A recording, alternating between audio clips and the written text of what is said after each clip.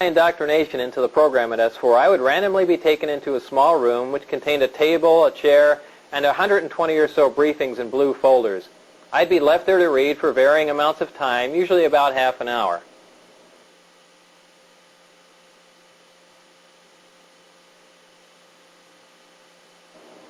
These reports appear to be an overview of alien information which can be used to brief scientists from any field about the scope of the whole project, and not just their specific field of endeavor.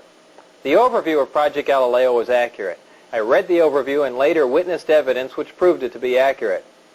So it is possible that scientists involved with other projects could have seen evidence that these other overviews were also accurate, but I can't make that assertion. To me, these reports were simply words on paper. So to keep from saying allegedly and supposedly in every sentence, I'll relay this information to you as I read it, since I've already put this disclaimer on it.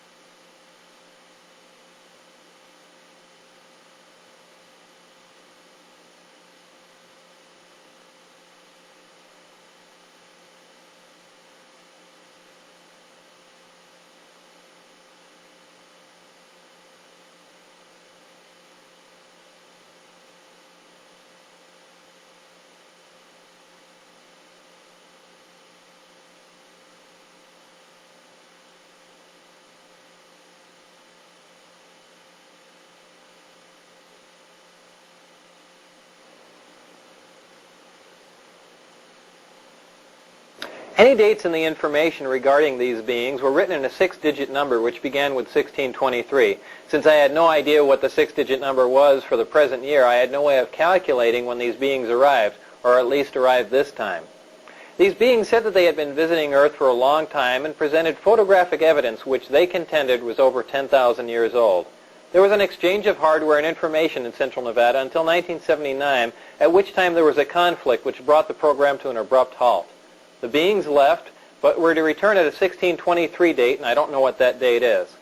With the remaining hardware and information, the U.S. government started the back engineering program. In May of 1987, some scientists took an antimatter reactor to an underground blast facility on the Nevada test site to perform an experiment.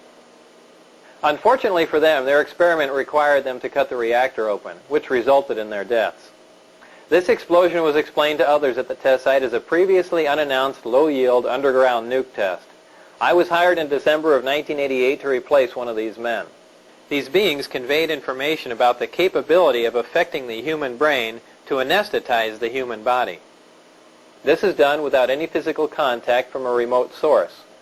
For this anesthesia to be accomplished, the brain has to be in a relaxed state similar to that required for hypnosis. If the brain is subject to any external stimulation like stimulant drugs or loud music, this manipulation of the nervous system is ineffective.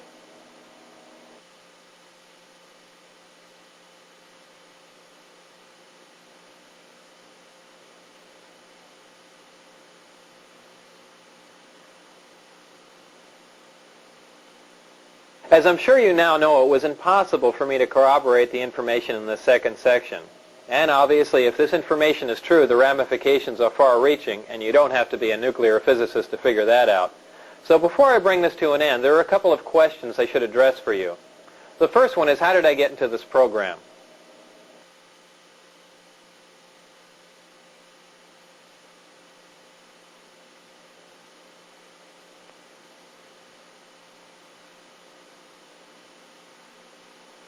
We met and had a short chat about the jet car, and I later listened to his speech.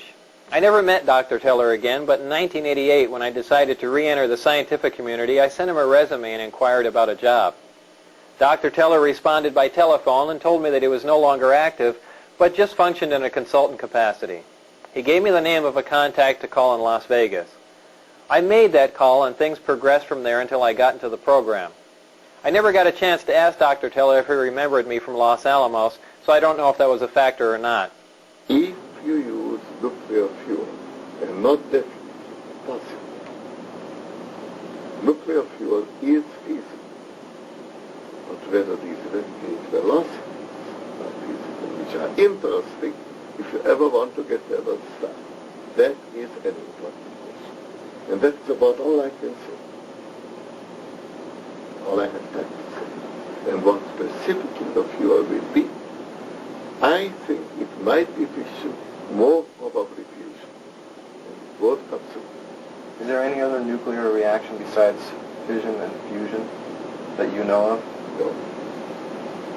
Is there anything such? Look, please, you try to explore the things about which I only will have to tell you it is not interesting, it's a waste of time. Above plutonium or Look, uranium? it is, in my opinion, not interesting. I don't intend to answer it. If you ask me that question on camera, I will shut up. I will sit silent. You're not going to get an answer out of me on that. Okay. And if I ask you on camera if you know Bob Lazar, can you just say no? I will sit silently.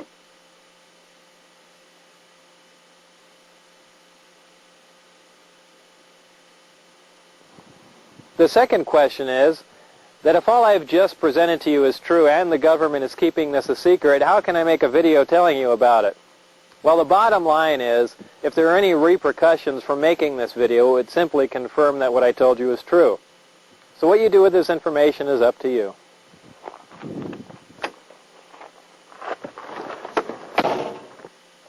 Remember, not everyone who sees a disk in the sky is crazy, so keep your eye on the sky, especially here in central Nevada, and thanks for listening.